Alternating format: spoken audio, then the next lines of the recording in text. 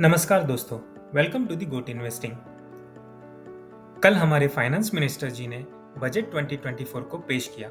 Social media पे इस budget को लेके बहुत चर्चा ऑलरेडी हो चुकी है।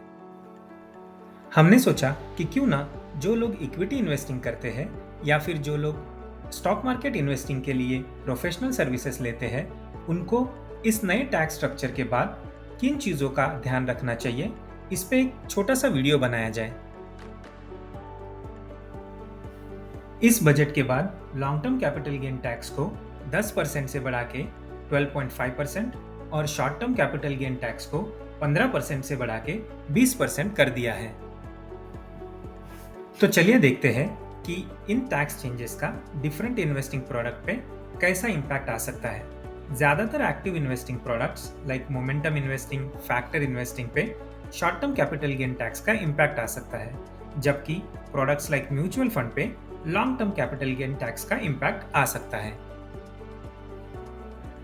इस एग्जाम्पल में हमने प्रिंसिपल को 100 रुपीज कंसिडर किया है। तो चलिए देखते हैं कुछ केसेस ऑफ टोटल रिटर्न्स और टैक्स के बाद आने वाले नेट रिटर्न्स। अगर आपका investing product short term capital gain tax से इंपैक्टेड है, तो ये है कुछ examples of total returns and actual returns after the tax. Mutual funds पे अप्लाई होगा long term capital gain tax. ये है कुछ examples of total returns and actual returns after tax for LTCG. ज्यादातर मल्टी कैप म्यूचुअल फंड्स 20 से 22% तक के return देते हैं।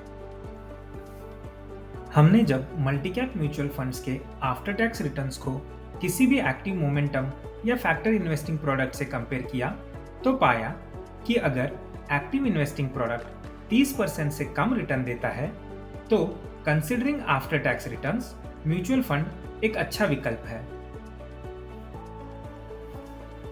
तो आगे से कोई भी एक्टिव इन्वेस्टिंग प्रोडक्ट चुनते समय उसके रिटर्न्स पे जरूर ध्यान दीजिए। अगर वो 35% से ज्यादा के रिटर्न दे रहा है, तो कंसिडरिंग आफ्टर टैक्स रिटर्न्स वह एक अच्छा विकल्प है। हमारे साथ इस वीडियो में जुड़े रहने के लिए धन्यवाद।